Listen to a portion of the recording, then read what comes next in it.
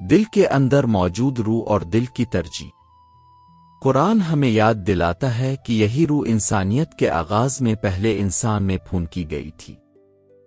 خدا حضرت آدم علیہ السلام کے بارے میں فرماتا ہے اذا سویتہ ونفخت فیہ من روحی، جب میں اسے درست بنا دوں اور اس میں اپنی روح میں سے پھونک دوں۔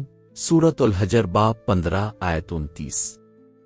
یہ ایک بنیادی اصول کو قائم کرتا ہے، وہ روح جس کے ذریعے وہی واقع ہوتی ہے کوئی بیرونی مادہ نہیں جو آتا اور چلا جاتا ہو، بلکہ یہ ایک الہی حقیقت ہے جو پہلے ہی انسان کے اندر ودیت کی گئی ہے اور خدا کے حکم کے مطابق متحرک ہوتی ہے۔ حضرت محمد صلی اللہ علیہ وآلہ وسلم کے معاملے میں یہ روح اپنی کامل ترین اور پاکیزہ ترین صورت میں موجود تھی۔ سیاہی کی کوئی روح نہیں ہوتی اور کاغذ کی کوئی عقل نہیں ہوتی۔ حروف خود کو نہیں سمجھ سکتے۔ خدا فرماتا ہے لہم قلوب لا یفقہون بہا، پاس دل ہے جن سے وہ سمجھتے نہیں۔ سورۃ الاعراف باب 7 آیت 179۔ اس کا مطلب یہ ہے کہ اگرچہ دل میں ادراک کی صلاحیت موجود ہے لیکن وہ روحانی طور پر غفلت میں پڑ گیا ہے۔ آنکھیں وہ نہیں دیکھتی جو انہیں دیکھنا چاہیے اور کان وہ نہیں سنتے جو انہیں سننا چاہیے۔ پس قرآن پہلے محبوب کے دل میں زندہ نور کی صورت میں نازل ہوتا ہے، پھر وہ تحریری متن کی صورت میں ظاہر ہوتا ہے۔ بسم اللہ الرحمن الرحیم۔ اللہ کے نام سے جو نہایت مہربان بے حد رحم کرنے والا ہے۔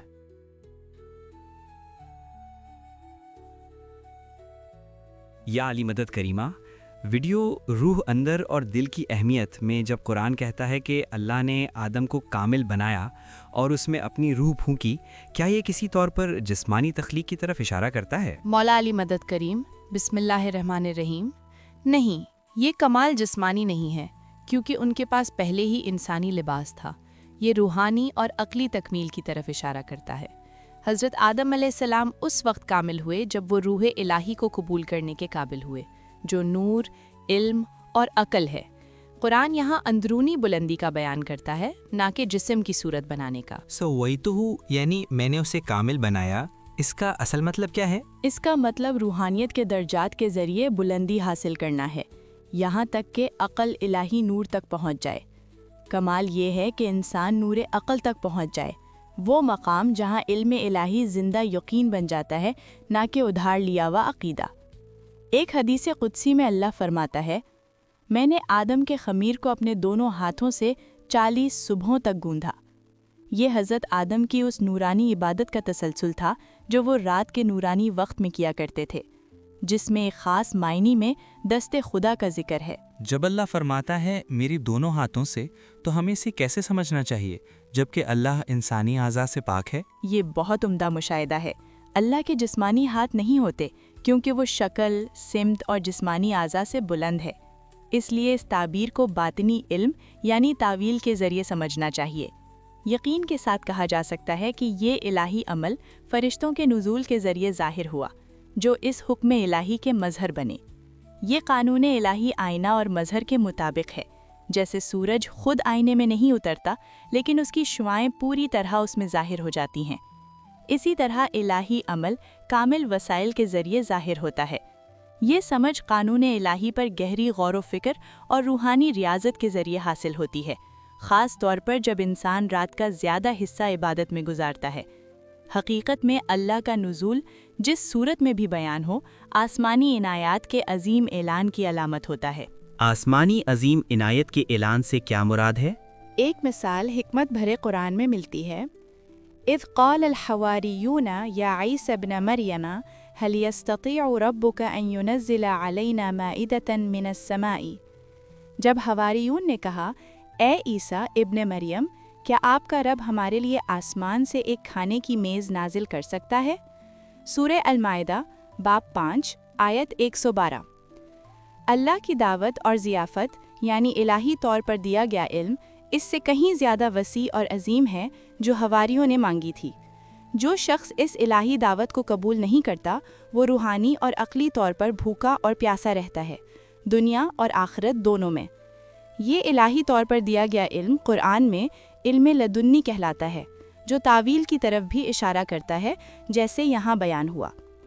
بل ہوا آیات بینات فی صدور الذین اوتوا العلم، یعنی یہ ان لوگوں کے دلوں کے اندر واضح نشانیاں ہیں جنہیں علم دیا گیا ہے۔ اس سے متعلق ایک ٹرم ہے دعوت حق، یعنی حق کی دعوت، جو اسماعیلیوں سے خاص طور پر متعلق ہے۔ آپ پلیز ہمیں تھوڑا اور بتائیں جو آپ نے پہلے رات کے نورانی حصے کے بارے میں کہا تھا۔ اس کا جواب آیت مزمل میں ہے، جہاں اللہ اس نورانی وقت کی اہمیت پر قسم کھاتا ہے، یا ایھا المزمل قم اللیل الا قلیلا، اے تم جو لپیٹے ہوئے ہو، رات میں کھڑے ہو جاؤ صرف تھوڑی دیر کے سوا۔ سورہ مزمل باب 73 آیت 1-2۔ یہ رات کے آخری حصے سے صبح تک کی طرف اشارہ کرتا ہے، جو روحانی کامیابی کے لیے ایک حکمت بھرا اور مبارک وقت ہے۔ عبادت دو قسم کی ہوتی ہے، ایک تو اللہ کی خوبصورت اسما کے ذریعے عبادت نوافل، اور دوسری یقین کے علم کے ذریعے عبادت۔ جیسے پرندہ صرف ایک پر سے نہیں اڑ سکتا، اصل روحانی بلندی کے لیے دونوں چاہیے، اسی لیے فرشتوں کو دو پروں کے ساتھ بیان کیا گیا، جو عبادت اور علم کے درمیان توازن کی نشانی ہے۔ لیکن اللہ روح کو پھونکتا کیسے ہے جبکہ روح ہوا نہیں ہے؟ روح کا یہ پھونکنا بغیر تعویل کے سمجھا نہیں جا سکتا۔ اس کی ایک روشن مثال یہ ہے کہ رسول اکرم صلی اللہ علیہ وآلہ وسلم نے حکم الہی سے مولا علی علیہ السلام کو اپنی خاص قربت میں رکھا۔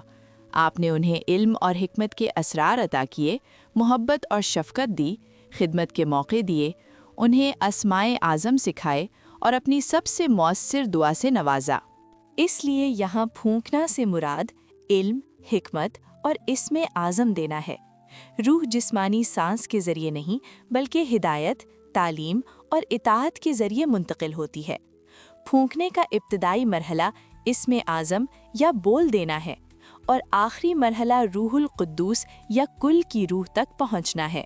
کیا آدم روح ملنے سے پہلے بے جان تھے؟ نہیں، آدم علیہ السلام پہلے ہی زندہ اور منتخب تھے۔ جو تبدیلی ہوئی وہ ان کے اندر نور کے درجے میں ہوئی۔ اپنے وقت کے امام کی ہدایت کے ذریعے ان کے اندر کا شعلہ پرورش پا کر مکمل روشنی بن گیا۔ اگر ہم اس دور کے آدم کی بات کریں اور یہ واضح کریں کہ وہ انسان تھے، تو ان کا نام یہ تھا: تخم بن بجلہ بن قوامہ بن برقۃ الریادی۔ حوالہ سرائر۔ کیا یہ چنگاری ہر انسان میں موجود ہوتی ہے؟ جی ہاں، ہر انسان اپنے اندر نور الہی کی ایک چھوٹی سی چنگاری رکھتا ہے، لیکن بغیر ہدایت، اطاعت اور روحانی غذا کے یہ سوئی ہوئی رہتی ہے۔ صرف امام کے ذریعے یہ بڑھ کر ایک مکمل شعلہ بن جاتی ہے۔ فرشتوں کو صرف سجدہ کرنے کے بجائے آدم کو سجدے میں گرنے کا حکم کیوں دیا گیا؟ یہ آدم کے جسم کو کیا گیا جسمانی سجدہ نہیں تھا۔ جب روح القدوس ان میں داخل ہوئی تو تمام فرشتوں اور روحوں کی حقیقتیں نورانی انسانی ذرات کی صورت میں ان میں جمع ہو گئیں۔ ان کی تسلیم اس کامل انسانی حقیقت کے اندر ہوئی، باہر نہیں، یعنی وہ ان کی نورانی روح میں داخل ہو گئے یا اس میں گر گئے۔ کیا یہ روح القدس تاریخ میں صرف ایک مرتبہ ظاہر ہوئی؟ نہیں، وہی روح حضرت مریم علیہ السلام میں پھونکی گئی اور حضرت عیسیٰ علیہ السلام کے ساتھ بھی تھی۔ یہ تمام پچھلے انبیاء اور اماموں کے ساتھ بھی رہی۔ یہ رسول اکرم محمد صلی اللہ علیہ وآلہ وسلم کے ساتھ بھی جاری رہی اور اماموں علیہم السلام کے ذریعے آج تک زندہ ہے۔ تو کیا اسلام صرف قوانین اور رسوم کا نام ہے یا اس سے کچھ زیادہ بھی ہے؟ اسلام کی ایک زندہ روح ہے۔ روح کے بغیر قانون بالکل اس جسم کی طرح ہے جس میں زندگی نہ ہو۔ اسلام کی روح نور ہادی حق ہے، جو ہمیشہ کتاب آسمانی کے ساتھ موجود رہتی ہے اور امام زمان میں مجسم ہوتی ہے۔ قرآن کے مطابق روحانی ناکامی کس وجہ سے ہوتی ہے؟ ناکامی اس وقت شروع ہوتی ہے جب دل امام کے مقام پر شک کرتا ہے، جب آنکھیں انہیں عام انسان سمجھنے لگتی ہیں اور جب کان اطاعت کرنے سے رہ جاتے ہیں۔ یہ بالکل وہی بات ہے جو سورہ الاعراف بیان کرتی ہے: ایسے دل جو سمجھتے نہیں، ایسی آنکھیں جو دیکھتے نہیں اور ایسے کان جو سنتے نہیں۔ پھر اصل روحانی کامیابی کیا ہے؟ اصل کامیابی اس وقت ہوتی ہے جب امام زمان بندہ کو اسم اعظم عطا کرتا ہے جو روح القدس کا ایک ذرہ ہوتا ہے، اور مومن اس پر اطاعت، یقین اور محبت کے ساتھ عمل کرتا ہے اور اس میں غفلت نہیں کرتا۔ اطاعت کے بغیر علم بھی بے جان ہو جاتا ہے۔ کیا ایسا ہو سکتا ہے کہ کوئی شخص دینی علم سے بھرپور ہو لیکن امام کی حقیقی پہچان کے بغیر ناکام ہو جائے؟ جی ہاں، روح اور عقل کے درجے پر حقیقی پہچان کے بغیر ایک ظاہری طور پر وفادار شخص بھی کامیاب نہیں ہو سکتا۔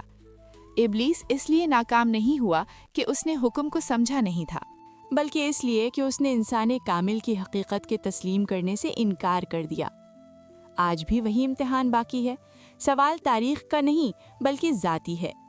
کیا ہم نے اسی حالت پر غلبہ پا لیا ہے یا پھر ہم اسی کو دوبارہ دہرا رہے ہیں؟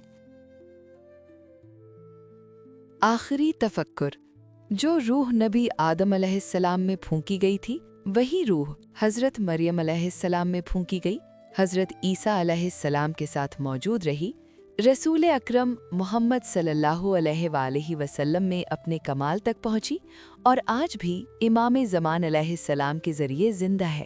فرشتوں نے اس لیے ناکامی نہیں دیکھی کہ انہوں نے کسی آیت کو غلط سمجھا تھا۔ ابلیس اس لیے ناکام ہوا کہ اس نے پہچان کو قبول کرنے سے انکار کر دیا۔ علم بغیر اطاعت کے اسے بچا نہ سکا، عبادت بغیر انکساری کے اسے بلند نہ کر سکی۔ وہی قانون آج بھی باقی ہے۔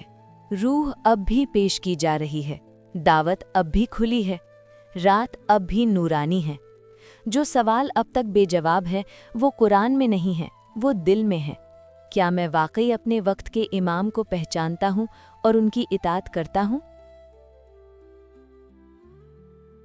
آخری پیغام، یہ سوالات مقصد نہیں رکھتے کہ موضوع کو مکمل طور پر ختم کر دیں، یہ صرف ابتدا ہیں، نتیجے نہیں۔